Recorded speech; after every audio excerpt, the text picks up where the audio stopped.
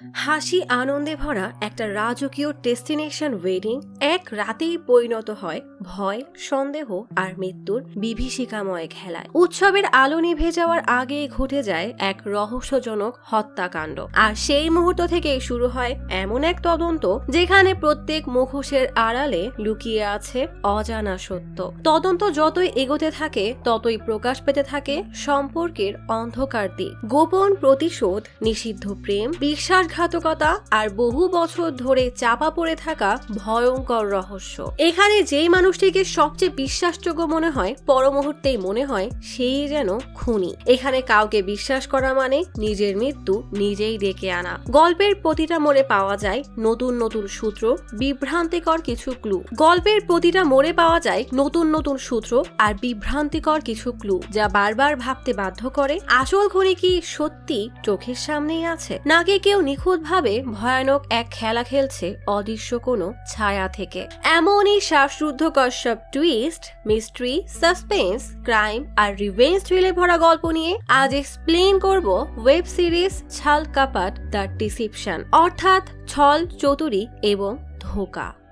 মধ্যপ্রদেশের বোরহানপুরের লালবাগ থানার সামনে একটা মেয়ে লাগেজ নিয়ে অটো থেকে নামতেই কলে তার মা নতুন জায়গায় কিভাবে থাকতে হবে তার জ্ঞান দিতে শুরু করলেই মেয়েটা বলে, ওই একটা মুহূর্তে আমার পুরো জীবন হারিয়ে ফেলার পরও আমি নিজেকে সামলানোর চেষ্টা করছি, প্লিজ একই জিনিস নিয়ে ঘ্যান ঘ্যান করে আমাকে কষ্টের কথা মনে করিয়ে দিও না। বিরক্ত হয়ে কল কেটে থানার ভেতরে আসতেই খেয়াল করে বাকি অফিসাররা আরামে বসে হাসি ঠাট্টা করছে, যেন এটা থানা নয় বরং কোনো পার্ক। এসপি টেবিলে টেলিফোন বাজতেই মেয়েটা দৌড়ে গিয়ে কল রিসিভ করে বলে, এসপি দেবিকা ঠাকুর বলছি। এসপির নাম শুনতেই থানার বাকিরা ভয়ে ফিটফাট হয়ে দাঁড়ায়। টেলিফোনের অপর পাশ থেকে বিক্রম নামের একজন জানায় একটা মার্ডার হয়েছে। দেবিকার এত অল্প বয়স দেখে বাকিরা বিড়বিড় করে, এসপির পদের জন্য ওনার বয়স একটু কম না? আরেকজন বলে, আগে ওনার রাজস্থানে পোস্টিং হয়েছিল, কিন্তু কয়েকদিন আগে সে বিধবা হয়েছে, একা ওখানে থাকতে পারছে না, তাই হয়তো এখানে চলে এসেছে। ক্রাইম স্পটে শালু নামের এক মেয়ের লাশ পানি থেকে ওঠাতে দেখা যায়। পুলিশ তাদের কাজ করতে থাকে, আর দেবিকা পরিবারের বাকিদের উপরে নজর দিয়ে সবার মনের অবস্থা বোঝার চেষ্টা করছে।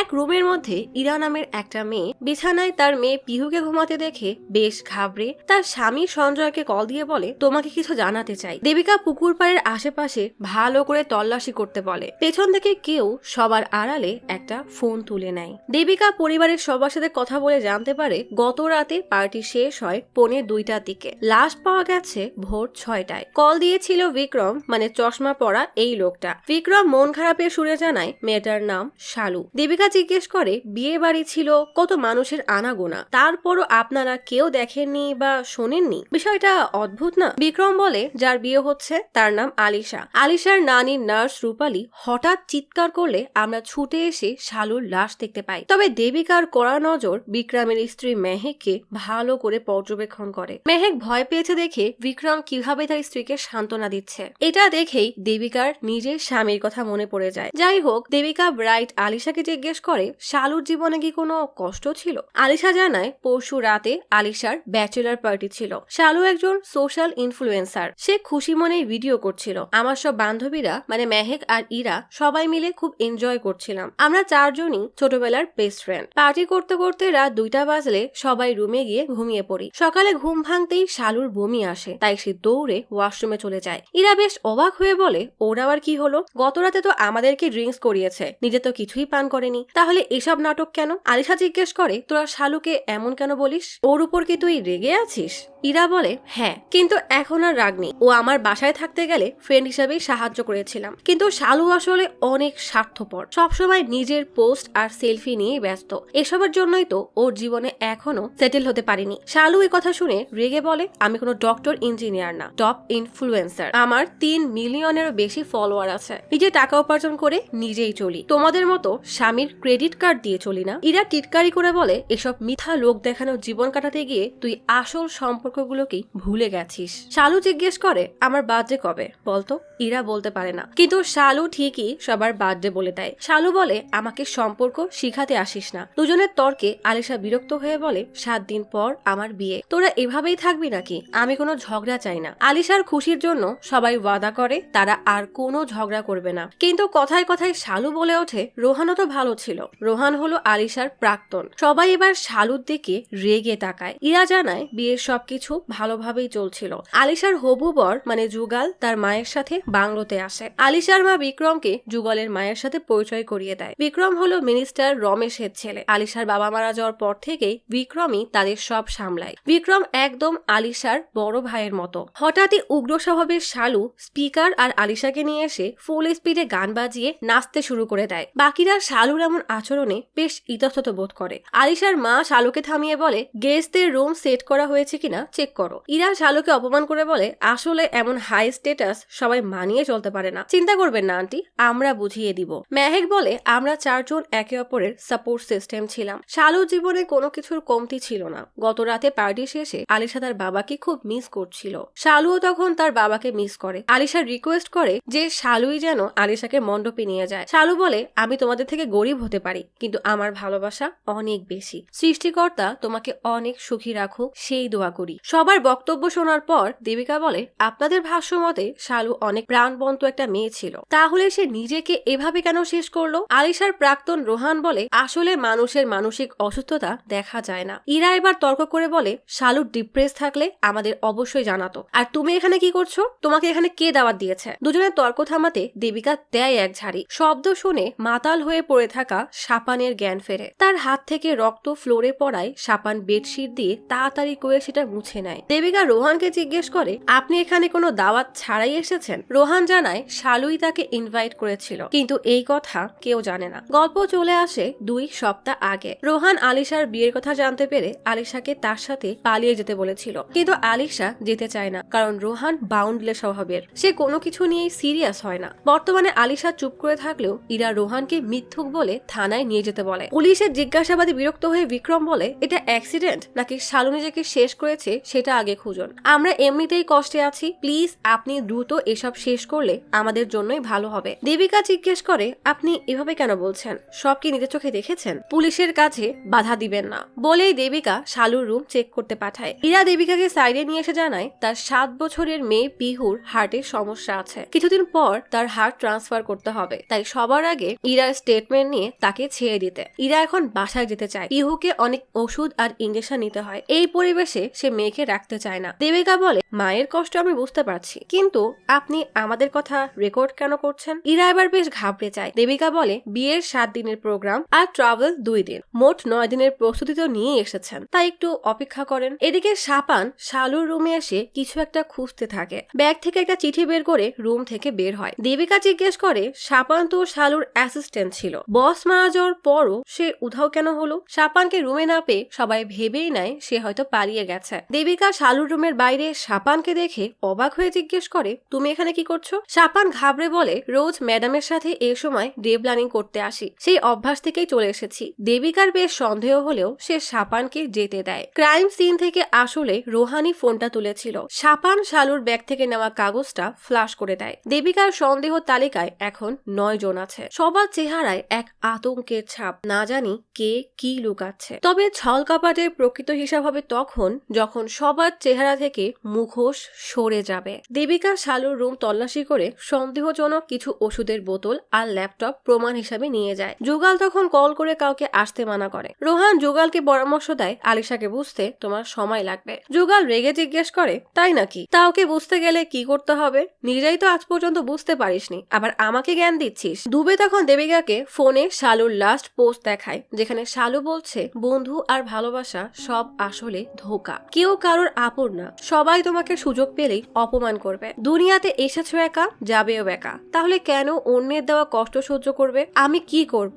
এই কষ্ট থেকে নিজেকে কিভাবে মুক্তি দিব? মানুষ আগে নিজেকে শেষ করার আগে নোট লিখতো, আর এখন ডিজিটাল যুগে এসে ডিজিটাল ভিডিও বানিয়ে রাখে। দেবিকা দুবেকে বলে যে মৃত্যু দেখে সহজেই মনে হয় যে সে নিজেকে শেষ করেছে, সেটাকেই ভালো করে তদন্ত করতে হয়। এটা কলিযুগ, যা দেখে খুব সহজ মনে হয় সেখানেই সবচেয়ে বেশি সমস্যা থাকে। শালুর ভিডিও আর কমেন্টস গুলো ডাউনলোড করেন। শালুর মোবাইল কোথায় সেটা ভালো করে তল্লাশি করতে হবে। আর ডক্টরকে জিজ্ঞেস করো মৃত্যু একজনের হয়েছে নাকি 2 জনের। দুবে অবশ্য এই কথার মানে বোঝে না। বাইরে যুগাল তার মায়ের সাথে আলিশার ব্যবহার ব্যবহার নিয়ে তর্ক করছিল। তখনই দেবিকা আর দুবে কান পেতে তাদের কথা শুনতে গেলেই যুগলের মা জিজ্ঞেস করে, কিছু লাগবে? দেবিকা বলে, না, কিন্তু হ্যাঁ, শালুর রুম থেকে সবাইকে দূরে রাখবেন। আর কিছু জিনিস নিয়ে যাচ্ছি, সেগুলোর চালান পাঠিয়ে দিব। যুগলের মা জিজ্ঞেস করে, এসব কতদিন চলবে? আমরা কয়েদি হিসাবে এখানে কতদিন থাকবো? দেবিকা পাল্টা জিজ্ঞেস করে, শালু আপনার মেয়ে হলে কি এমনই করতেন? কথা ঘোরানোর জন্য যুগল বলে, আপনার যা সাহায্য দরকার বলেন, আমরা করব। দেবিকা বলে, আপনাদের টিকিট মনে হয় ক্যান্সেল করতে হবে। এমন সিরিয়াস মুহূর্তে কেউ যদি নিজের ইচ্ছায় দিতে চায় তাহলে সন্দেহ তো সবার আগে তার উপরই আসবে। আরেকটা কথা, চালু রুমে সব অনুষ্ঠানের ড্রেস আগে থেকেই আয়রন করা। আরো এমন অনেক প্রমাণ আছে। এসব দেখে কোনোভাবেই মনে হচ্ছে না সে নিজেকে শেষ করার কোনো প্ল্যান করছিল। জানালায় দাঁড়িয়ে বিক্রম দেবিকাকে যেতে দেখে বলে, পার্টি অফিস থেকে 3 বার কল এসেছে। মিডিয়ায় এই খবর ছড়িয়ে পড়লে মান সম্মান সব নষ্ট হবে। মেহেক বলে, বাবা কমিশনারকে কল দিয়েই তো আমাদের এই ঝামেলা থেকে মুক্ত করতে পারে, তাকেই বলে দেখো। বিক্রম ঝাড়ি দিয়ে বলে, কখনো তো বুদ্ধিমানের মতো কথা বলো। চলমান ইনভেস্টিগেশন থেকে এভাবে বের হলে সবার আগে সন্দেহ আমাদের উপরেই আসবে। মেহেক বলে, পুলিশ সাপানের উপরে সন্দেহ করছে। গোবিন্দ বলছিল, যখন দেবিকা শালুর রুম সার্চ করছিল সাপান ওখানেই ছিল। বিক্রমের মনে পড়ে, সাপান তো সবসময় শালুর আশেপাশেই থাকতো। সেই শালুকে নিজেকে শেষ করতে বাধ্য করেনি তো? এদিকে আলিশা রুমে বসে কয়েক ঘন্টা আগে যুগলের সাথে হওয়া কথা মনে করে কান্না করছিল। আলিশা তার অতীত নিয়ে বেশ চিন্তায় আছে। যুগল বুঝিয়ে বলে, সবারই কম বেশি অতীত থাকে, সেসব ভুলে মুভ অন করা উচিত। তখনই রোহান এসে তাকে ডাকে। আলিশাকে সান্ত্বনা দিতে গেলেই আলিশা রেগে জিজ্ঞেস করে, তুমি নিচে মিথ্যা কেন বললে? বিয়ের ব্যাপারে তো আমি তোমাকে জানিয়েছিলাম। শালুর মানসিক সমস্যা কেন থাকবে? যদি সত্যিই ও স্ট্রেসে থাকতো তাহলে সবার আগে এসে আমাকে বলতো। অনেক সময় পর ওর জীবনে সব ঠিক হচ্ছিল, ও অনেক খুশি ছিল। দ্বিতীয়বার যদি আর ফালতু কথা বলো তাহলে আমি ভাববো শালুর মৃত্যুর পেছনে তুমিই আছো। রোহান জিজ্ঞেস করে, তুমি কি পাগল নাকি? আমি এটা কেন করব? আলিশা বলে, কারণ তো তোমার কাছে অনেক আগে থেকেই ছিল। গল্প চলে আসে 1 বছর আগে। রোহান আর আলিশার মধ্যে ঝগড়া হয় কারণ শালু নিজ চোখে রোহানকে অন্য এক মেয়েকে ক্যাফেতে জড়িয়ে ধরতে দেখেছিল। রোহান আলিশাকে বোঝানোর চেষ্টা করে শালু যা দেখেছে সেটা ভুল। সে শুধুমাত্র ফটোর পোস্ট বোঝাচ্ছিল কারণ সে একজন ফটোগ্রাফার। কিন্তু আলিশা শালুকেই বিশ্বাস করে। রোহান রেগে শালুর গলা চেপে ধরে তাকে মেরে ফেলার হুমকি দিয়েছিল। বর্তমানে রোহান জিজ্ঞেস করে, এখনো সেই পুরনো কথা ধরে রেখেছো? আলিশা রেগে বলে, তুমি আসার পরই তো এসব হয়েছে। রোহান বলে, মানুষ বাইরে খুশি থাকলেও ভেতরে ভেতরে দুমড়ে মুচড়ে যায়। তুমি নিজে কি এই বিয়েতে খুশি? আমি তো খুশি না। আমি চাই না এই বিয়ে হোক। তোমাকে শেষ একবার দেখতে চেয়েছিলাম, বোঝাতে চেয়েছিলাম। শালুর কাছে কত অনুরোধ করার পরও ও আমাকে এখানে ঠিকানা দিয়েছে জানো? তখনই যোগাল এসে রোহানকে সেখান থেকে যেতে বলে। রোহান চলে যেতে গেলেই যোগাল হুমকি দিয়ে বলে সে যেন আলিশা থেকে দূরে থাকে। এইসব ঘটনা আর রোহানকে নিয়ে আলিশা অনেক চিন্তায় পড়লে যোগাল সান্ত্বনা দিয়ে বলে, তুমি তো চিন্তা করো না, সব ঠিক হয়ে যাবে। আর রোহানকে নিয়ে তো আমি ভাবছি না, তোমার উপর আমার পূর্ণ বিশ্বাস আছে। দেবিকা শালুর ল্যাপটপ আর ফোনে সারা রাত ধরে শালুর রিলস আর পোস্ট দেখতে থাকে, যদি কোনো ক্লু পাওয়া যায়। এদিকে খাবার টেবিলে বসে আলিশার মা শালুর শোকে বলে, ও সবসময় চঞ্চল স্বভাবের ছিল, ওকে আমার অনেক ভালো লাগতো। তোমাদের বিয়ের খবর শুনে সবচেয়ে বেশি খুশি শালুই হয়েছিল। যেদিন বিয়ের তারিখ ঠিক হয়েছে তোমরা ওই দিনে বিয়ে করে নাও, তাহলেই ওর আত্মা শান্তি পাবে। রোহান রেগে দেয় হাঁটা। বিক্রম বলে, আশা করি সবকিছু তাড়াতাড়ি ঠিক হলে আমরা এখান থেকে যেতে পারবো। আলিশা প্রচন্ড রেগে জিজ্ঞেস করে, আপনাদের কি একটুও খারাপ লাগছে না? শালুর মা একা থাকে, শালুই ওর পরিবারের একমাত্র উপার্জনকারী ছিল। শালুর মায়ের কেমন লাগছে সেটা কি একবারও ভেবেছেন? সবাই স্বার্থপরের মতো নিজেকে নিয়ে বসে আছেন। সবসময় ওকে কতটা অপমান করা হয়েছে। কেউ যদি একবার ওকে পাশে বসিয়ে বোঝাতো, সম্মান দিত, তাহলে হয়তো ও আজকে আমাদের মাঝেই থাকতো। ইরা মেহেকে অনুরোধ করে বলে, তোমার কন্টাক্ট কাজে লাগিয়ে এসব বন্ধ করে দাও প্লিজ, আমার আর ভালো লাগছে না, আমি বাসায় যেতে চাই। মেহেক জানায় বিক্রম আগেই এসব মানা করে দিয়েছে। ইরা বলে, পিহুর ট্রিটমেন্টের জন্য একবার সাহায্য নিয়েছি, না হলে আমি বিক্রমকে বলতাম, আর আমি একটা ভুল করে ফেলেছি। কথা শেষ করার আগেই পিহু চলে আসায় ইরা চুপ হয়ে যায়। রোহান তখন ফোনে কিছু করছিল। পেছন থেকে আলিশা এসে রোহানের পকেট থেকে ফোন কেড়ে নিয়ে জিজ্ঞেস করে, শালুর ফোন তোমার কাছে কেন? কেউ শুনে ফেলবে তাই রোহান আলিশার মুখ চেপে ধরে। এদিকে দুবে দেবিকাকে জানায়,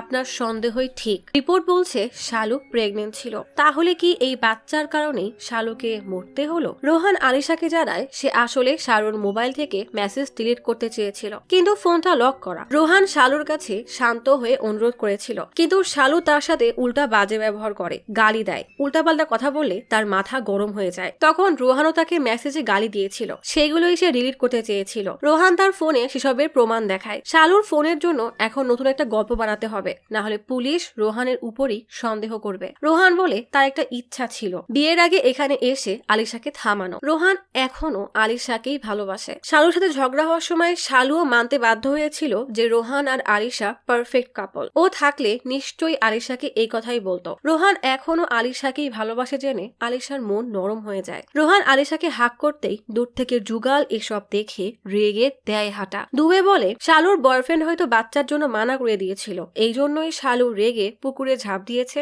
দেবিকা পাল্টা প্রশ্ন করে যে উচ্চতায় ভয় পায় সে কি 25 তলা থেকে লাফ দিবে? তাহলে শালু যখন সাঁতার পারেই না, উল্টা পানিকে ভয় পায়, তার উপরে সে প্রেগন্যান্ট, সেটা কেউ জানে না, তাহলে সে কেন ঝাঁপ দিবে? তখনই বিক্রম দেবিকাকে কল দিয়ে বলে আমরা আপনার সব কথা শুনেছি, কিন্তু এসব কি? মিডিয়ায় খবর ছড়িয়ে দিয়ে আমাদের ঘুম কেন নষ্ট করছেন? দেবিকা বলে আমি বিষয়টা দেখছি। কল কাটার পর দুবেকে বলে ম্যাজিস্ট্রেটের কাছে থেকে প্রেগন্যান্সি রিপোর্ট দেখিয়ে ইনভেস্টিগেশনের অনুমতি নিয়ে আসতে আর সাইবার সেলে কল করে মিডিয়াকে চুপ করাতে। দেবিকা শালুর প্রোফাইল ঘাটাঘাটি করতে গিয়ে একটা পোস্ট লক্ষ্য করে যেখানে শালুর সাথে কেউ বসা, যা শুধুমাত্র হাত দেখা যাচ্ছে। ফলোয়িং এর লিস্ট থেকে কয়েকজনের নাম বের করে দেবিকা যুগালের প্রোফাইল চেক করে কিছু নোট ডাউন করে। সকালে রেডি হওয়ার সময় দেবিকার নজর তার ক্ষত দাগের উপরে পড়তেই মনে পড়ে তার স্বামী মলম লাগিয়ে বলছে ডক্টর বাসায় থাকতে বাইরে যাওয়ার কি দরকার। সেই ব্যথা ভুলে দেবিকা থানায় আসলে দুবে জানায় সাইবার সিকিউরিটি দ্রুতই জানাবে কে মিডিয়াতে খবর লিক করেছে, আর শালুর ফোন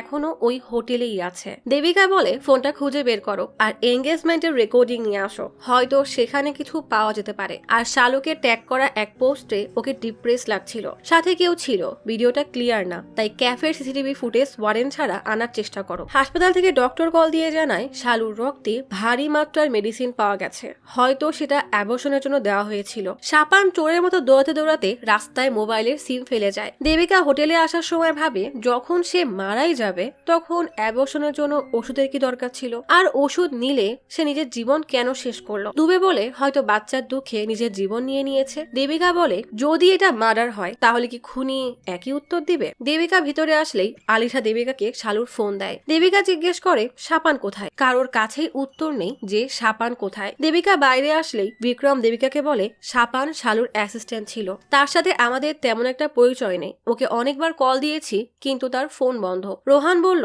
সারা রাত সে রুমেই ছিল। দেবিকা বলে সবাইকে কিছু জিজ্ঞাসাবাদ করার আছে, যদি আপনাদের সমস্যা থাকে তাহলে উকিল ডাকেন, আমরা থানায় গিয়েও কথা বলতে পারি। বিক্রম রাজি হলে দেবিকা তার কাজ শুরু করে দেয়। প্রথমে আলিশা আসে। আলিশা বলে রাতে তার ঘুম আসছিল না, বাগানে হাঁটতে হাঁটতে হঠাৎই শালুর ফোনটা পায়। দেবিকা আলিশার হাত পা চেহারার ভঙ্গিমা লক্ষ্য করে বলে যদি তুমি কিছু বলতে চাও এখনই বলে দাও। আলিশা বলে কি আর বলবো, মনে হচ্ছে আমি আমার বেস্ট ফ্রেন্ডকে চিনতামই না। এরপর এক একজন আসে আর দেবিকা তাদের গভীরভাবে পর্যবেক্ষণ করে। নানির নার্স রূপালী জানায় নানির ওষুধ নিতে গিয়ে খেয়াল করে শালু পানিতে পড়ে আছে। আলিশার মা যুগাল এবং যুগালের মাকে এসব থেকে দূরে রাখতে বলে, কারণ তারা তো শালুকে অত ভালো করে চিনতও না। সবার কাছ থেকে অজুহাত শুনতে শুনতে দেবিকা ইরাকে জিজ্ঞেস করে ধরে নাও এটা একটা মার্ডার, তুমি কাউকে সাসপেক্ট করছো, তাহলে কার নাম নিবে? ইরা অনেক ভাবনা চিন্তা করে বলে রোহান। মেহেকও রোহানের নামই নেয়, কারণ রোহান রক্তটা স্বভাবের। মেহেক তার গলার কাটা দাগ লুকাতে গেলে দেবিকা বলে লাভ নেই, আমি দেখে ফেলেছি। কে করেছে এটা? মেহেক বলে আমি আসলে আমার ব্যক্তিগত বিষয় বলতে চাই না। দেবিকা জিজ্ঞেস করে শালু যে প্রেগনেন্ট ছিল তা কি আপনি জানেন? এই কথা শুনে মেহেক যেন আকাশ থেকে পড়ে, কারণ এটা অসম্ভব। শালুই একবার মেহেককে বলেছিল বাচ্চা না হলে হাল ছেড়ে দাও, নিজের স্বাস্থ্য থেকে বাচ্চা বেশি গুরুত্বপূর্ণ না। তাই মেহেক ধরে নিয়েছে শালুর বাচ্চা পছন্দ না, সবসময় বাচ্চার বিপক্ষেই বলতো। এঙ্গেজমেন্টের দিনও বুঝিয়েছিল বাচ্চা হলে মেহেকের জীবন থমকে যাবে। ইরা বলে শালু সবসময় ফ্লার্ট করত, প্রতি 2 মাস অন্তর অন্তর তার নতুন নতুন বয়ফ্রেন্ড লাগতো, অনেক লাভারও ছিল। ওরাই হয়তো তাদের মধ্যে কেউই হয়তো এসব করেছে। এসবের পর দেবিকা নিচে নামলে পিহু বলে শালু মাসি আমার সবচেয়ে ফেভারিট ছিল বলেই দেবিকাকে জড়িয়ে ধরলে দেবিকার নিজের প্রেগনেন্সির কথা মনে পড়ে যায়। মার্ডার করতে পারে এমন কারোর নাম নিতে বললে বিক্রম সাপানের নাম নেয়। তখনই দুবে ওয়ারেন্ট নিয়ে আসলে দেবিকা বলে আপনাদের সবাইকে রক্ত দিতে হবে। বিক্রম জিজ্ঞেস করে কেন? আমাকে ওরা সবাই ভাই মনে করে, আমি ওদের সবার দুলা ভাই। দেবিকা শালুর প্রেগনেন্সির কথা জানালে বিক্রম একদম আকাশ থেকে পড়ে। যুগালকে জিজ্ঞাসাবাদ করলে যুগাল জিজ্ঞেস করে আমাকে কেন এসবে জড়াচ্ছেন? আমার আর ওর পরিচয় কয়েকদিন আগেই হয়েছে। দেবিকা বলে কিন্তু সোশ্যাল মিডিয়ায় তো শালুকে 1 বছর ধরে ফলো করছো। এবার যুগালের গলা শুকিয়ে যায়। দেবিকা ব্লাড স্যাম্পল দিতে আর স্টেটমেন্ট লিখাতে বলে। কিছুক্ষণ পর রোহান ব্লাড দিবে না বলে এসে দেবিকাকে জানায় সে উকিল হায়ার করতে চায়। দেবিকা জিজ্ঞেস করে যদি ব্লাড দিতে না চাও তাহলে বলনি কেন? রোহান বলে সে আলিশার জন্য চুপ ছিল। তখনই দুবে কল দিয়ে জানায় মেয়ের গোবিন্দ কিছু জানাতে চায়। দেবিকা দৌড়ে গোবিন্দর কাছে গেলে গোবিন্দ জানায় সবকিছু তার চোখের সামনে হয়েছিল। সেদিন রাতে শালু আলিশাকে বেশ কর্কশ ভাবে এঙ্গেজমেন্ট করতে বারণ করেছিল। মেহেক আর ইরা শালুর কথা শুনতে মানা করলে শালু বলে ওরা তো কয়েক বছর ধরে ভালো থাকার অভিনয় করে জীবন কাটাচ্ছে। মেহেক আর ইরা থামতে বললে শালু মেহেককে বলে তুমি আর বিক্রম আলাদা কেন থাকো? সবাই সব দেখতে পায়, তুমি একটা সাজানো স্ত্রী ছাড়া আর কিছুই না। নিজের ইচ্ছা মতো বসতে হাসতে এমনকি নিজের পছন্দের কাপড়টাও পরতে পারো না। এসব কথায় মেহেক বেশ কষ্ট পায়। আলিশা তাকে চুপ করতে বললেও শালু চুপ না করে উল্টা মেহেকের 2টা মিসক্যারেজের কথা মনে করিয়ে দেয়। মেহেক রেগে বলে তুমি এমন ছোট লোকদের মতো কথা বলছো কেন? শালু বলে কেন বোঝার চেষ্টা করছো না? বাচ্চা এতটা জরুরি না। শালু না থামলে মেহেক বলে আমার স্বামী আছে, বাচ্চা আজ না হয় কাল হয়ে যাবে, কিন্তু তোর কাছে তো কিছুই নেই। ইরা খোঁটা দিয়ে বলে তোর এই স্বভাবের জন্যই তোর বাবা নিজেকে শেষ করে দিয়েছিল। এই কথা শোনার পর শালু একদম চুপ হয়ে যায়। আলিশা সান্ত্বনা দেওয়ার চেষ্টা করলে শালু সবার থেকে দূরে সরে যায়। তাকে কেউ বেশি একটা গুরুত্ব না দিয়ে এঙ্গেজমেন্টের প্রোগ্রাম শুরু করে। শালু একা এক কোনায় বসেছিল। কিছুক্ষণ পর গোবিন্দ শালু আর শাপানকে একসাথে দেখেছিল। শাপানের সাথে ঝগড়া করে শালু চলে যায়। শাপান চিৎকার দিয়ে বলে এরপর যা হবে তার জন্য কিন্তু আমি দায়ী না। তার কিছু পরই গোবিন্দ খবর পায় শালু মারা গেছে। গোবিন্দর পুরো সন্দেহ শাপানের উপরেই। দুবে জানায় শাপানের খোঁজ পাওয়া গেছে। দেবিকা হোটেল থেকে যাওয়ার সময় রোহানকেও সাথে নিয়ে যায়। এটা দেখে আলিশা চিন্তায় পড়ে গেলে জোগাল আলিশার সাথে কথা বলতে সাইডে নিয়ে আসে। থানায় দেবিকা শাপানকে জিজ্ঞেস করে শালুর মৃত্যুর খবর মিডিয়ায় লিক করে কোথায় পালাচ্ছিলে? শালুর সাথে নিজের নাম ত্যাগ করে ওর ফলোয়ার নিজের করতে চাচ্ছিলে তাই না? ওকে পুলে ধাক্কা দেওয়ার পর এসব করেছো? শাপান জানায় সে তো শালুকে ভালোবাসতো, সেই রাতে শালুকে প্রপোজও করেছিল। দেবিকা বলে শালু তোমাকে বিশ্বাস করতো না, এই জন্যই তো তোমাকে চাকরি থেকে বের করে দেয়। শাপান হতবাক হয়ে যায় যে এই কথা দেবিকা কিভাবে জানে। শাপান হঠাৎই বলে আমি মনে হয় নেশার ঘোরে শালুকে মেরেছি বলেই তার কাটা হাত দেখে। শাপান হঠাৎই প্যানিক হয়ে হাঁপানো শুরু করলে দেবিকা তাকে শান্ত করার চেষ্টা করে। শাপান এবার ঝাপসা চোখে শালুর লাশকে কল্পনা করে। আলিশা জুগালকে বলে আমি জানি তোমার মনে হাজারো প্রশ্ন আছে, আমার অতীত তোমাকে আগেই বলতে চেয়েছিলাম কিন্তু তুমিই মানা করেছিলে। জুগাল বিরক্ত হয়ে বলে তুমি বুঝতে পারছো না কেন? অতীতকে পেছনে রেখে আসতে হয় কিন্তু তুমি সেটাকে বর্তমানে নিয়ে আসছো। 2 দিন আগে আমাদের এঙ্গেজমেন্ট ছিল, আমি তোমার সাথে কথা বলতে চাচ্ছি, সময় কাটাতে চাচ্ছি, কিন্তু তুমি তো আমার দিকে ভালো করে তাকাও না, এমনকি রোহানের সাথে পরিচয়ও করাওনি। বিক্রম পরিচয় করিয়েছে। আলিশা শালুর মৃত্যুর বাহানা দিলে বিক্রম এসে জিজ্ঞেস করে আমি কি বিরক্ত করছি? জুগাল খোটা দিয়ে বলে একই প্রশ্নের উত্তর তো আমিও আলিশার কাছে জানতে চাই। বিক্রম জানায় আমি আসলে বলতে এসেছিলাম এই কেসটা নিজেকে শেষ করতে বাধ্য করার কেসে পরিণত হচ্ছে। সব সন্দেহ এখন শাপানের উপরে। সবাই একই জায়গায় জড়ো হলে আলিশা বলে শাপান এই কাজ করতেই পারে না। মেহেক জিজ্ঞেস করে তাহলে কে করতে পারে? ইরা বলে তোর কি মনে হয় আমাদের মধ্যে কেউ এই কাজ করেছে? শালু একটা বলদ ছিল, শাপানকে খামোখা মাথায় চড়িয়েছিল। মনে আছে শাপানকে DUI কেস থেকে কিভাবে বাঁচিয়েছিল? ওর জায়গায় আমি থাকলে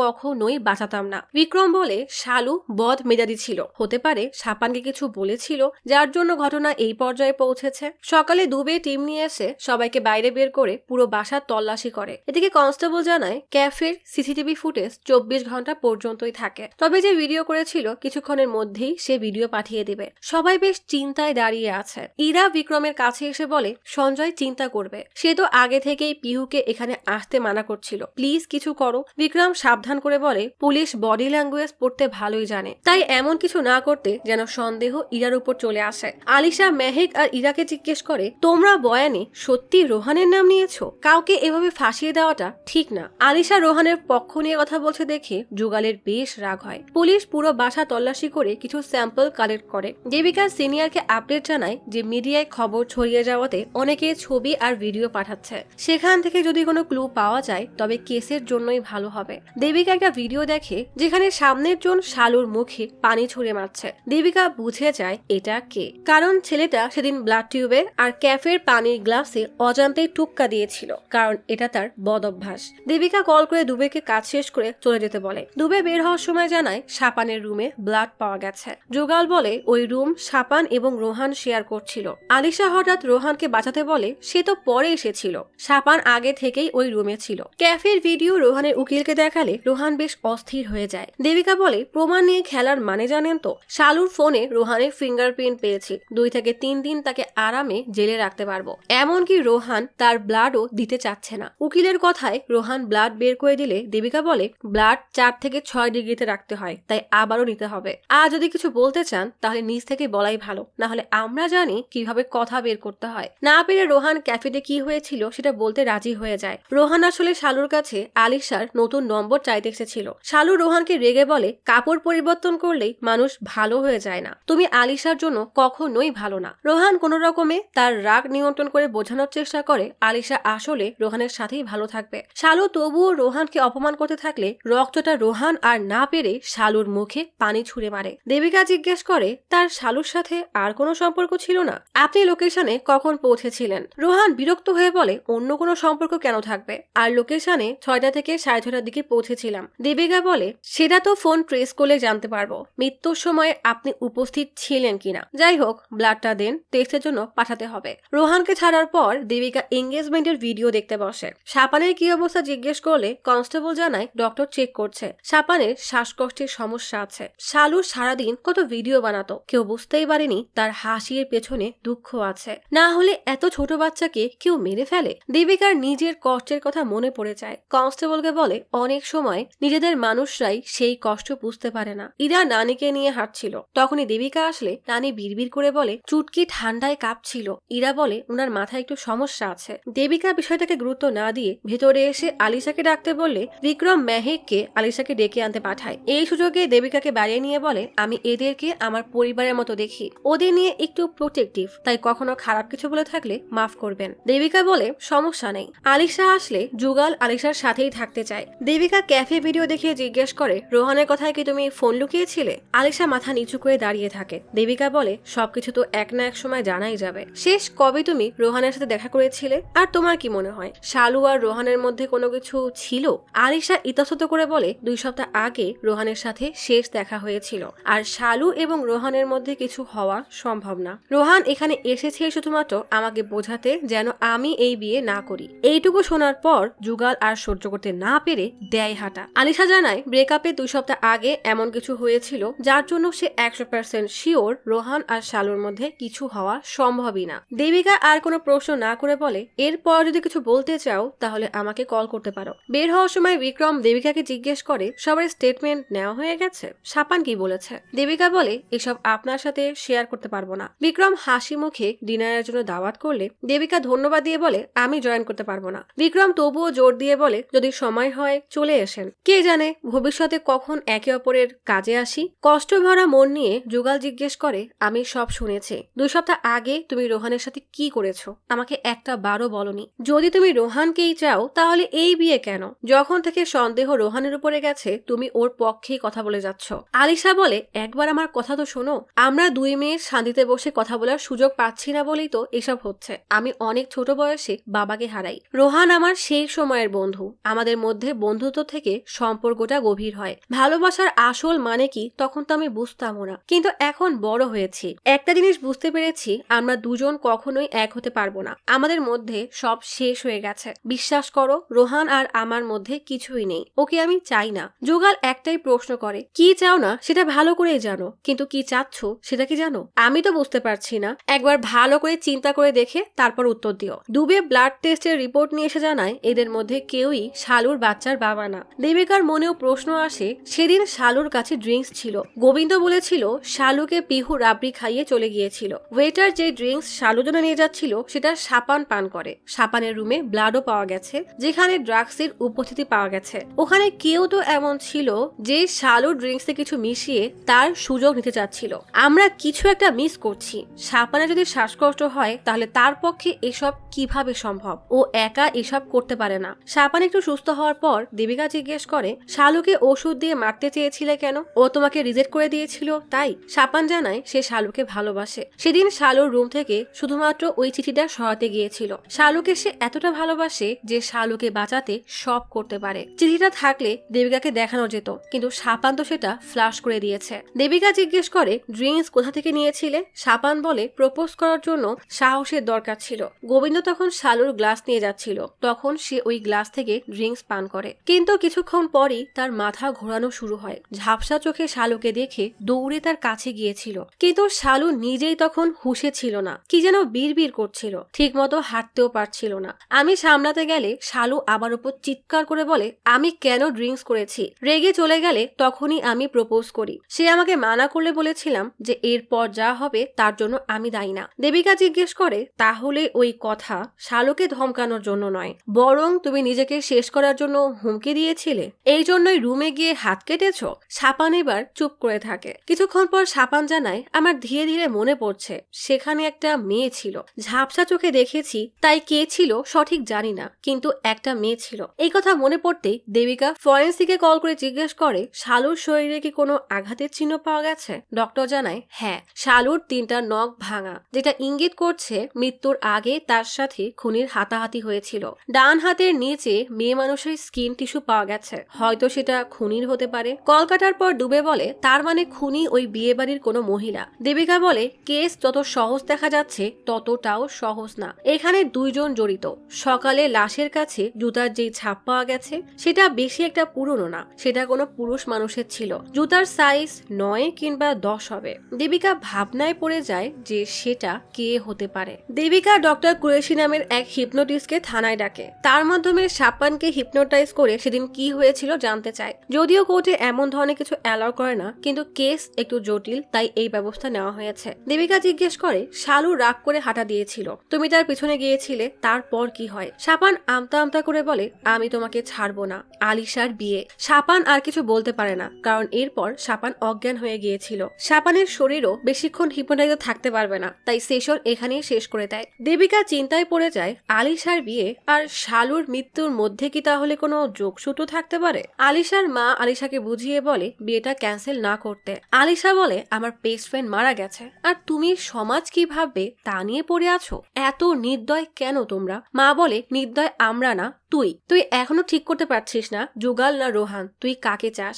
আলিশা আর না পেরে যুগালকে মেসেজ দিয়ে বলে আমার কিছুটা সময় লাগবে। যুগাল মেসেজ দেখে আর কোনো উত্তর দেয় না। দুবে একটা পার্সেল এনে দেবিকাকে দেয়। দেবিকা খুলে দেখে তার স্বামীর সাথে একটা ছবি দেখে মন খারাপ হয়ে গেলে দেবিকা সেটাকে সাইডে রেখে কেস নিয়ে আলোচনা শুরু করে বলে শালু ওই রাতে কোনো মেয়ের সাথে ঝগড়া করছিল, আর কোনো ছেলে শালুকে ড্রিঙ্কস করিয়ে তার সুযোগ নিতে চেয়েছিল, কিন্তু ওই গ্লাসে শালু, সাপান আর গোবিন্দ ছাড়া অন্য কারো ফিঙ্গারপ্রিন্ট পাওয়া যায়নি। শালু যেমন তুই-তুকারি করছিল সেটা মেহেক অথবা ইরাই হবে। আলিশার শালুকে মেরে নিজের অনুষ্ঠান কখনোই নষ্ট করবে না, আর শালু মুরব্বীদের সাথে এমন তুই-তুকারি করে কথাও বলবে না। এসব ভাবতে ভাবতেই ব্লাড রিপোর্টের মেইল আসে। দেবিকা চেক করে দেখে একই রিপোর্ট 2 বার এসেছে, মানে ওই বাড়ির কেউ হয়তো ব্লাড স্যাম্পল দেয়নি। কোনো ঝামেলা তো অবশ্যই আছে, সেটা জানতে দেবিকা ল্যাবের উদ্দেশ্যে রওনা হয়। দুবে দেবিকাকে নামিয়ে দিয়ে নিজে ল্যাবে যেতে চাইলে দেবিকা সন্দেহ সুরে বলে আপনি হঠাৎ এমন মহান শাস্তি চাচ্ছেন কেন? দুবে বলে 24 বছর হয়ে গেছে আমি চাকরি করি,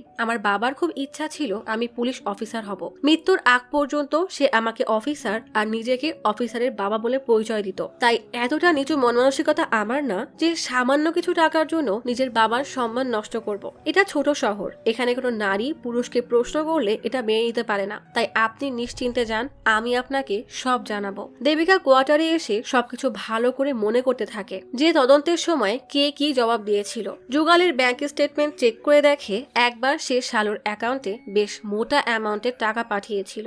সকালে দুবে, মেহেক, ইরা আর যুগালকে নিয়ে থানায় আসে। আড়াল থেকে রোহান এসব দেখে সাথে সাথেই উকিলকে কল দেয়। মেহেক আর ইরার স্যালাইভা স্যাম্পল কালেক্ট করে দেবিকা জিজ্ঞেস করে আমার কাছে প্রত্যক্ষ সাক্ষী আছে যে তুমি জানতে শালু প্রেগনেন্ট ছিল। ইরা আত্মবিশ্বাস নিয়ে বলে না, আমি জানতাম না, আপনি বলার পর জেনেছি। মেহেকও একই উত্তর দেয়, কিন্তু সাপান এসব শুনেছে বলে ইরা সাপানকেই মিথ্যুক বলে। আর মেহেক জানায় সে নিজে সবসময় আলিশার সাথেই ছিল, সাপানই তো ভিডিও করছিল। ইরাকে জিজ্ঞেস করে শালুকে তুমি এত অপছন্দ কেন করতে? ইরা বলে অপছন্দের কিছু নেই, ওর জন্য আমার মেয়ে মা যেতে পারতো, তাই একটু রাগ ছিল। দেবিকা বলে ও শালু তার কথা রাখিনি তাই? তখনই হুট করে বিক্রম এসে জানায় বিহু অজ্ঞান হয়ে গেছে। দেবিকা ইরা আর বিক্রমকে যাওয়ার অনুমতি দেয়, কিন্তু মেহেককে ছাড়ে না। আলিশাকে দেখে অবাক হয়ে জিজ্ঞেস করে তুমি তুমি এখানে কেন? আলিশা বলে, আমার সব বন্ধু তো এখানেই। এমনও তো হতে পারে খুনি এখন বাসায় আছে। দেবিকা বলে, খুনি এখানেও থাকতে পারে, সন্দেহের তালিকায় তোমরা সবাই আছো। দেবিকা যুগলকে শালুর প্রেগন্যান্সি নিয়ে কিছু জিজ্ঞেস করতে গেলে যুগল রেগে বলে, আপনার কি মনে হয় আমি ওর মতো মেয়ের সাথে এমন কাজ করব? ও একজন ইনফ্লুয়েন্সার ছিল, তাই ফলো করতাম। ও একটা মিম ম্যাটেরিয়াল, যাকে নিয়ে শুধুমাত্র হাসি তামাশা করা যায়। আমার একটা সম্মান আছে। দেবিকা রেগে বলে, অন্যকে নিচু দেখিয়ে নিজেকে বড় দেখানোর মধ্যে কোনো সম্মান নেই। যুগল শান্ত হয়ে বলে, আমার প্রথম স্টার্টআপের মার্কেটিং টিম শালুকে কিছু শুট আর রিলস পোস্ট করার জন্য হায়ার করেছিল। আমি এই জন্যই একটা ভালো সম্পর্ক রাখার জন্য মেসেজ করেছিলাম। এই ধরনের মেয়েদেরকে একটু প্রশংসা করলেই তারা খুশি হয়ে যায়। আমার স্টার্টআপ চলছিল না, তাই বন্ধ করতে হয়। 3 মাস আগেই আমি সবকিছু ক্লিয়ার করেছি। ওই পেমেন্টটাও সেই জন্যই করেছিলাম। শালুর সাথে ব্যক্তিগতভাবে কখনো আমার দেখা হয়নি। ওর প্রোফাইলে আলিশাকে দেখি, তারপর আমাদের পরিচয় হয় ম্যাট্রিমোনিয়াল সাইটে। সমস্ত ট্রান্সফার কোম্পানির অ্যাকাউন্ট থেকেই হয়। শালু এটাও জানতো না যে আমি ওই কোম্পানির মালিক। আপনি চাইলে এই তথ্য যাচাই করতে পারেন। দুবে থানায় কল করে জানায় ল্যাব রিপোর্ট পাওয়া গেছে। কনস্টেবল জিজ্ঞেস করে, বাচ্চার বাবা কে, জানা গেছে? মেহেক আর আলিশা বাইরে বসে আড়ি পেতে সব শুনছে। দুবে বলে, না, ম্যাডামকে পাঠিয়েছি, প্রিন্ট আউট করান। ভিতরে দেবিকা বলে, ঠিক আছে, তোমার অ্যাকাউন্টের ট্রান্সফারের ব্যাখ্যা তো দিলে, কিন্তু এই রিপোর্ট দেখো। তোমার মামা কেন মিথ্যা রিপোর্ট করার জন্য ল্যাবে টাকা পাঠালো, এর কি ব্যাখ্যা দিবে? ছোট শহরের এই ল্যাবের আসলে এসবের অভ্যাস নেই তো, তাই একই রিপোর্ট 2 বার পাঠিয়ে ধরা পড়ে গেছে। যুগল এবার নার্ভাস হয়ে চুপ হয়ে যায়। দুবে আসতেই আলিশা জিজ্ঞেস করে,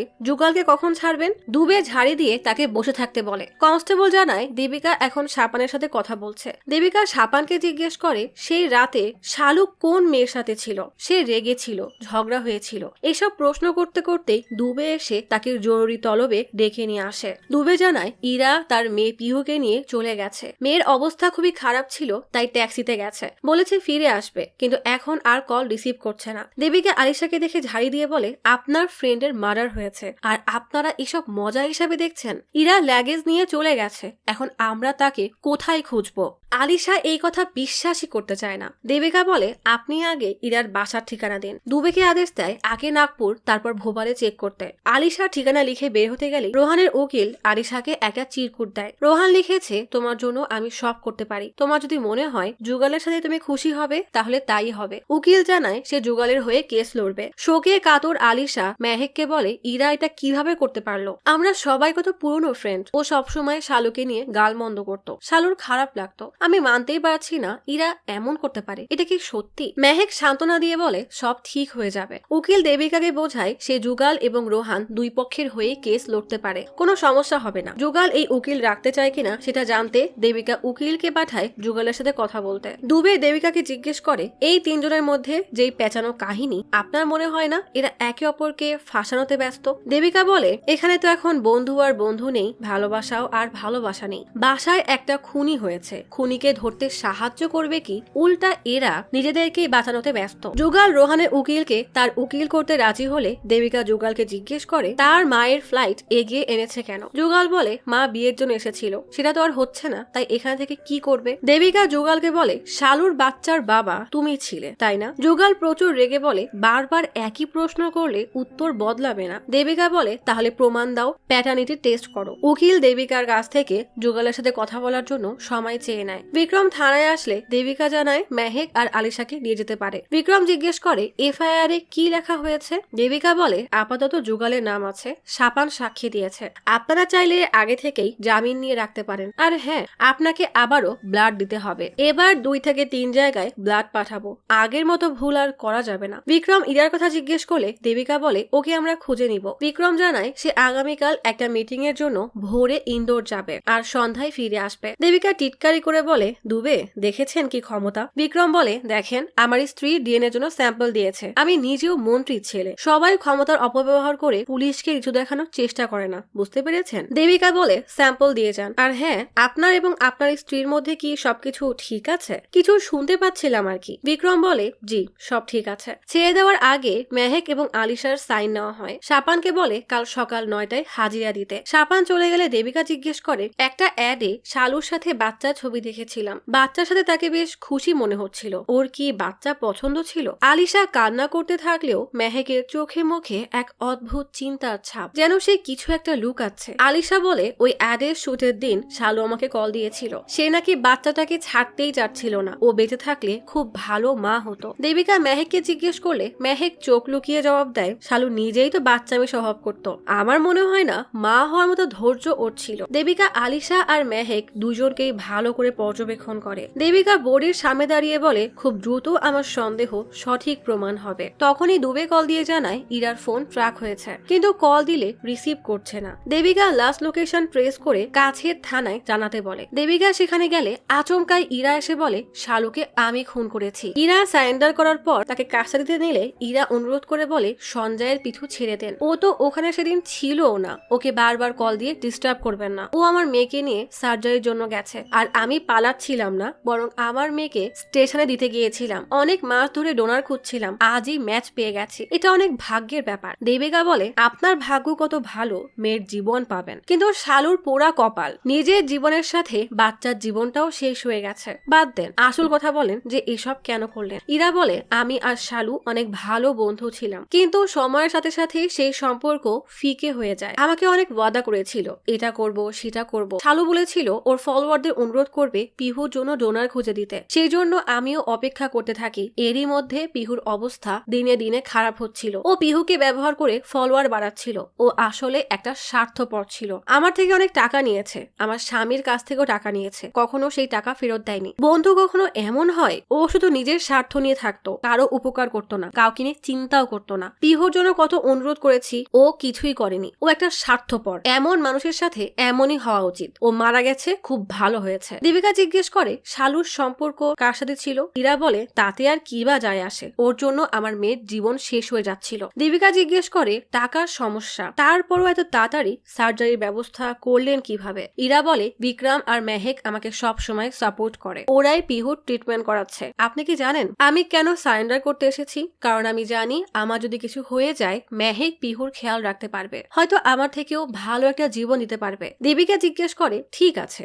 তাহলে বলো শালুকে কিভাবে মেরেছো? ইরা বলে, বললামই তো, পানিতে চুবিয়ে মেরেছি। দেবিকা জিজ্ঞেস করে, আর কিছুই করনি? ইরা ওষুধের কথা তো বলে, কিন্তু নামটা সঠিকভাবে বলতে পারে না। দেবিকা জিজ্ঞেস করে, ওষুধটা কোথা থেকে নিয়েছিলে? ইরা বলে, তাতে কি বা যায় আসে? আমি বলেছি আমি খুন করেছি, আমাকে গ্রেফতার করেন। দেবিকা বলে, এত তাড়া কিসের? আমার কাছে তো অনেক সময়, ভালো করে বলো তোমাকে এসব করতে কে সাহায্য করেছে? ইরা কেমন যেন ঘাবড়ে এবার হাত মোছাতে থাকে। তখন দুবে কল দিয়ে জানায় প্যাটার্নিটি টেস্টের রিপোর্ট এসে গেছে। দেবিকা আর কোনো প্রশ্ন না করেই চলে যায়। বিক্রম তখন তাড়াহুড়ায় ব্যাগ গোছাচ্ছে। মেহেক হঠাৎ বলে, আমার মাথায় খুব ব্যথা করছে, আধা ঘন্টা আরাম করে নেই। বিক্রম রেগে কষে এক চড় মারে। এদিকে দেবিকার রিপোর্ট দেখে দুবেকে আদেশ করে এখনই অ্যারেস্ট ওয়ারেন্ট নিয়ে আসতে। গভীর রাতেই দেবিকা দুবেকে নিয়ে আলিশার বাসায় চলে আসে। দরজা ধাক্কাতেই ঘুম ঘুম চোখে আলিশা দরজা খোলে। দেবিকা বিক্রমকে ডাকতে বলে আলিশা বোঝানোর চেষ্টা করে বিক্রম অনেক ভালো মানুষ। দেবিকা বলে, ভালো করে চোখ খোলো, তুমি মানুষ চিনতে ভুল করছো, কারণ শালুর পেটে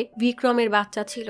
এমন একটা কথা শুনে আলিশা যেন আকাশ থেকে পড়ে। ভেতর থেকে গোবিন্দ জানায় বিক্রম বাসায় নেই। দেবিকা বলে, এখনই লুক আউট জারি করো। আলিশা মানতেই পারে না বিক্রমের মতো মানুষ এই কাজ করেছে। দেবিকা থানায় এসে যুগালকে জিজ্ঞেস করে, সাদা কালারের এসইউভি গাড়ি কি আপনার না? যুগাল গাড়ির নম্বর বলে দেবিকা জানায় বিক্রম গাড়ি নিয়ে পালিয়েছে। যুগাল জানায় ওর একটা আর্জেন্ট মিটিং ছিল, আর তার গাড়ি নষ্ট ছিল বলেই আমার গাড়ি ধার দিয়েছিলাম। এসবের সাথে আমি জড়িত না। দেবিকা বলে, বিক্রম শালুকে খুন করেছে তাই না? আর আপনি ওকে পালাতে সাহায্য করেছেন। যুগাল অবাক হয়ে জিজ্ঞেস করে, মার্ডার তো ইরা করেছে, আমাকে তো উকিল এমনটাই বলে গেছে। আর বিক্রমকে সাহায্য এই জন্যই করেছিলাম কারণ বিক্রম ভোপালে যুগালের বিজনেস বড় করতে সাহায্য করবে। বিক্রম কথায় কথায় বলে, তুমি এখন আমার পরিবার হয়ে গেছো, কোনো সাহায্য লাগলে বলবে। তাই যুগাল বিক্রমের কথা মতো কিছু অ্যাকাউন্টে টাকা পাঠিয়েছিল। ব্লাড টেস্ট ল্যাবে টাকা গেছে। এটা সে তখনই বুঝতে পারে যখন দেবিকা তাকে রিপোর্ট দেখিয়েছে। যুগাল বলে, দেখেন আমি আপনার কাজের মাঝে আসতে চাই না, আমার ব্লাড লাগবে,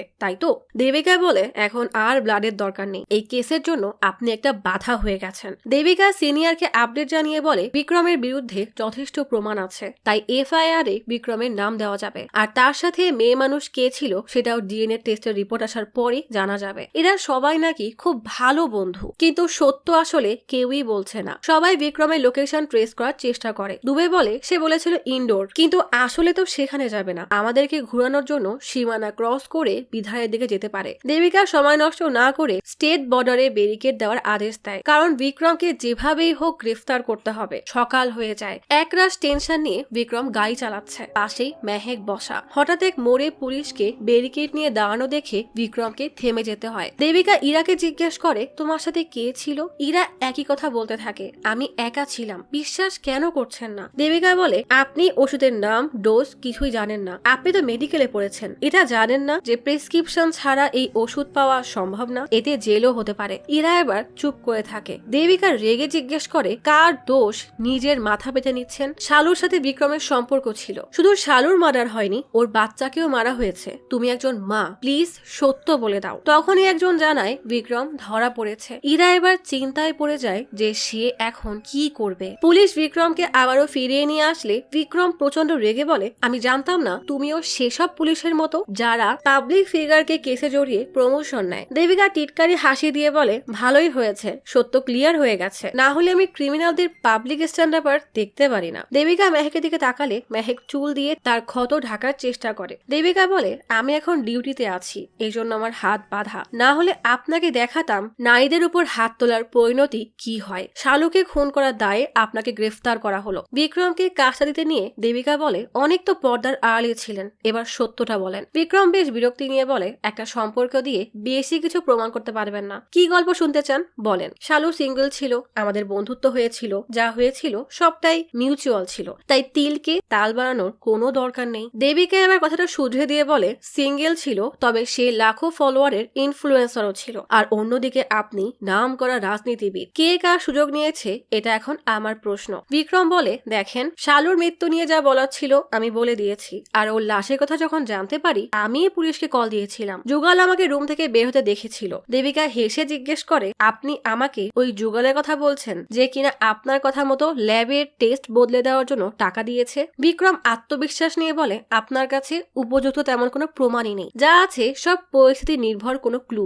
আর যদি শালুর কথা বলেন, ওর লাশ পুকুরে পাওয়া গেছে, যেখানে অনেকেই যাওয়া আসা করে, তাহলে কিভাবে প্রমাণ করবেন যে খুনটা আমি করেছি? দেবিকা বলে, হ্যাঁ, এই জন্যই তো ইরার দুর্বলতার সুযোগ নিয়ে ওকে খুনি বানিয়ে পাঠিয়েছেন। কিন্তু বেচারি ঠিকমতো অভিনয়টাও করতে পারিনি। দেবিকা বিক্রমকে বেশিক্ষণ আটকে রাখতে পারবে না বুঝতে পেরেই বিক্রম এবার উকিল আনতে বলে। ইন্টারোগেশন রুম থেকে বের হয়ে দুবে জানায় বিক্রমের গ্রেফতারের কথা মিডিয়ায় ছড়িয়ে পড়েছে। মিডিয়া যে কোনো সময় এখানে চলে আসবে। দেবিকা আর সময় নষ্ট না করে মেহেকের কাছে আসে। মেহেক বলে, বিক্রম অনেক ভালো, ছোটখাটো ভুল তো যে কেউই করে। দেবিকা অবাক হয়ে জিজ্ঞেস করে, তার মানে তুমি বিক্রম আর শালুর সম্পর্কে জানতে? মেহেক বলে, হ্যাঁ, পুরুষ মানুষ একটু একটু ভুল তো হতেই পারে। দেবিকা জিজ্ঞেস করে, চেহারার দাগ মেকআপ দিয়ে লুকাতে চাও নাকি সারা জীবনের জন্য এই মারামারি বন্ধ করতে চাও? নারী নির্যাতন একটা অপরাধ, তুমি চাইলে এটাকে আটকাতে পারো, এখনই এফআইআর করতে পারো। মেহেক বলে, আমি মিসেস বিক্রম, আমার কাছে যা আছে সবকিছুই ওর দেওয়া। বিক্রম আমার জন্য অনেক করেছে।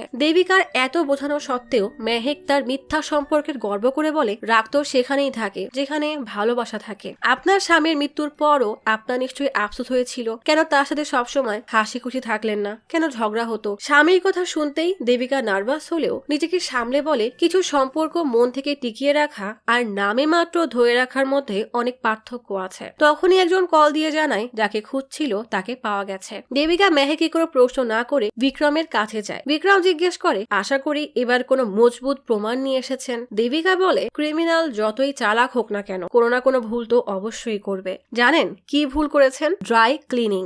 এটা শুনতেই বিক্রম বেশ অবাক হয়ে যায়। দেবিকা বলে, মেহেকে সেই রাতের কাপড় ক্লিনিং এর জন্য পাঠিয়ে দেন। দেবিকা আসলে ড্রাই ক্লিনারকে খুঁজছিল। দেবিকার সন্দেহ তখনই হয় যখন শালুর লাশ ওঠানোর সময় এমন এক চিন্তা আর ভয় মেশানো পরিবেশে গোবিন্দকে আর্জেন্ট কারোর কাপড় ড্রাই ক্লিনিং এর জন্য নিয়ে যেতে দেখেছিল। ছোট একটা শহর, সেখানে বিয়ে হচ্ছে, একটা মেয়ে মারা গেছে, আর একজন গেস্ট তার কাপড় ক্লিনিং এর জন্য পাঠায়, এটা অবশ্যই সন্দেহ করার মতো। তবে এই শহরে একটাই ড্রাই ক্লিনিং, তাই কাপড় ধোয়াও হয়নি। পুলিশও সেই কাপড় ধরে ফেলে। ডিএনএ এবং প্রমাণ দুটোই এখন পুলিশের কাছে। বিক্রম বলে, মেহেকের কাপড়। তাহলে মেহেককে জিজ্ঞেস করেন, আমাকে কেন বলছেন? দেবিকা জানায়, মেহেক তো জেলে যাবেই, আর আপনাকে এসবের সাথে জড়ানোর কোনো ক্লুও পাচ্ছি না। কিন্তু বিষয় হচ্ছে মেহেকের নাম কেউ জানেই না, সবাই তাকে আপনার স্ত্রী মিসেস বিক্রম নামে চেনে, আর ওই নামটাই ব্যবহার করব। বিক্রম খোটা দিয়ে বলে, পরিবারের জন্য তো অনেক কিছুই করতে হয়, সেটা আপনি বুঝবেন না, কারণ আপনার তো কোনো পরিবারই নেই। দেবিকা দুবেকে বাইরে কেটে পাঠিয়ে ফোন বন্ধ করে বলে, এবার আসল কথায় আসেন। সুযোগের সদ্ব্যবহার করেন। এমন অবস্থায় আপনি পাবলিকের মোরাল সাপোর্ট নিতে পারবেন। আপনি একজন সাপোর্টিভ স্বামী, আপনার স্ত্রী পাগল। বিক্রম বলে, আমার উকিলটা কে জানেন? আপনি কেস রেডি করতে করতে বছর সময় লেগে যাবে। দেবিকা এবার সুর পাল্টে বলে, বোঝার চেষ্টা করেন, আমি আপনার সাথে ঝামেলায় যেতে চাচ্ছি না। কয়দিন হলো আমার ট্রান্সফার হয়েছে। আমার যদি আপনাকে ফাঁসানোরই হতো তাহলে এতক্ষণে এই খবর ছড়িয়ে দিতাম। আপনি তো জানেনই পুলিশ আর রাজনীতিবিদদের সম্পর্ক অনেক দূর যেতে পারে। আমি শুধু বন্ধুত্বের হাত বাড়াচ্ছি। মেহেক জেলে যাবে এটা শিওর, কিন্তু আপনার উপরে ছোটখাটো যেসব দাগ আছে সেগুলোও ধুয়ে যাবে, এটা আমার ওয়াদা। বিক্রম বলে, আপনি দেখছি অনেক চালাক। যাই হোক, আমার উপর যেন একটা আঙ্গুলো না ওঠে। এখনের জন্য দোষ মেহেকের উপরে দিয়ে দিন। কত টাকা লাগবে বলেন, সন্ধ্যার মধ্যেই পেয়ে যাবেন। দেবিকা মুচকি হাসি দিয়ে বলে, যখন ডিল হয়ে গেছে তখন কাউকে ডেকে আনি বলেই মেহেককে ডাকে। মানে বিক্রমকে কাবু করার জন্য দেবিকা এই ফাঁদ পেতেছিল। মেহেক আড়ালে তাদের পেছনে দাঁড়িয়েছিল।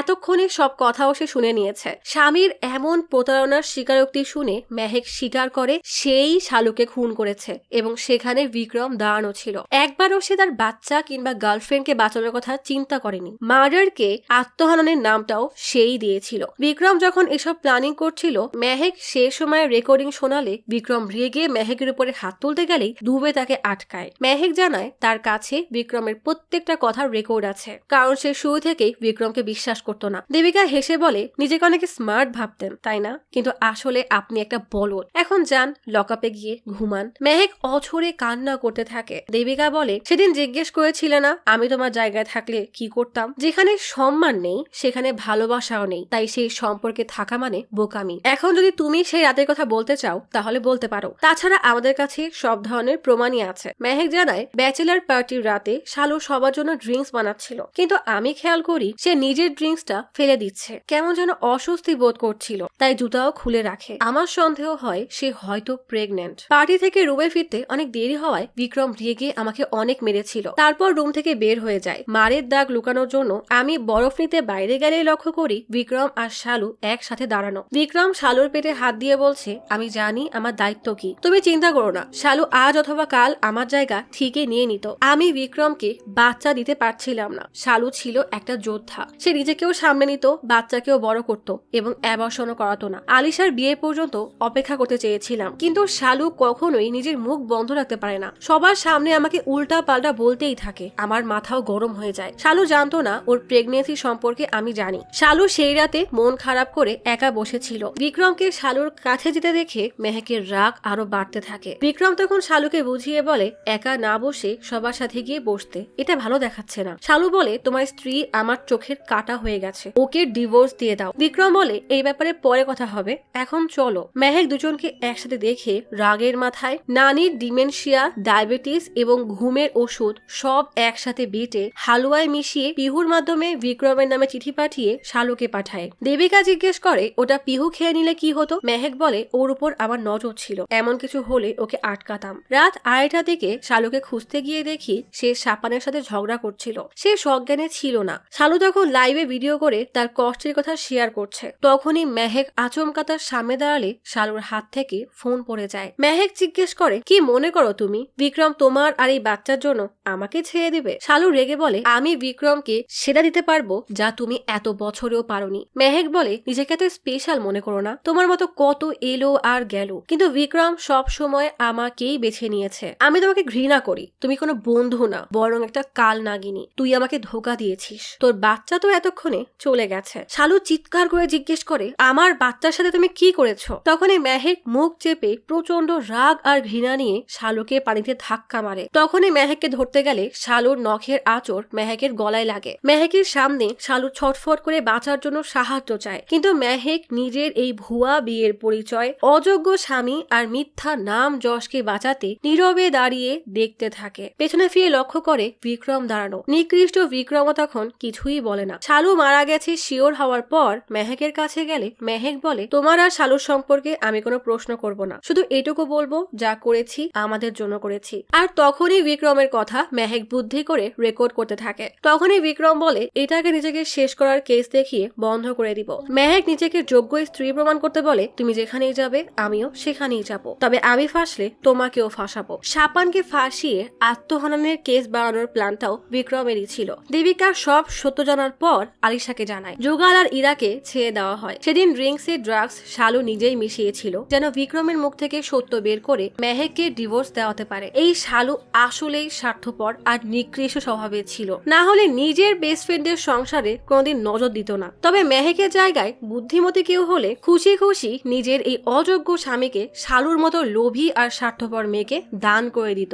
এরপর ডিভোর্সের পর সব টাকা আর সম্পত্তি নিয়ে আরামে ট্যুর দিয়ে বাকি জীবন পার করত। নাকি বিক্রমের মতো ফালতু মানুষের জন্য লড়াই করে নিজে খুনি হতো। দেবিকা আলিশাকে বলে, তুমি জীবনে অনেক ছেলে পাবে, কেউ তোমাকে জান বলবে, কেউ বলবে দেবী, কিন্তু একটা কথা মাথায় রাখবে, নিজের দায়িত্ব নিজেকেই নিতে হয়। সব বুঝে আলিশা রোহানকেও না বলে দেয় আর যুগালকেও তার এঙ্গেজমেন্টের রিং ফিরিয়ে দেয়। দেবিকা তার ভিনটেজ ঘড়ি হাতে পুরনো দিনের কথা মনে করে। পুলিশের চাকরির প্রথম স্যালারি দিয়ে স্বামীর জন্য সে এই ঘড়ি কিনেছিল, কিন্তু স্বামী বেকার বলে ঘড়ি দেখে বলে, তুমি কত টাকা কামাও সেটা মনে করাতেই আমাকে এটা দিয়েছো, তাই না? আরেকদিন দেবিকার শাশুড়ি আসবে বলে তার স্বামী ছুটি নিতে বলেছিল, কিন্তু এসপি কল দিয়ে এমার্জেন্সি কেসের জন্য ডাকায় দেবিকা সেই ছুটি আর নিতে পারে না। তাই স্বামী রেগে পেটে জোরে চিমটি মারে। একসাথে সময় কাটানোর সময় থানা থেকে কল আসতেই রেগে সিগারেট দিয়ে দেবিকার পেট পুড়িয়ে দেয়। এমনই ছোট ছোট বিষয়ে দেবিকাকে মারধর করত। একদিন তো প্রেগনেন্ট থাকা অবস্থায় এত জোরে ধাক্কা দেয় যে বাচ্চাটাই মারা যায়। পরবর্তীতে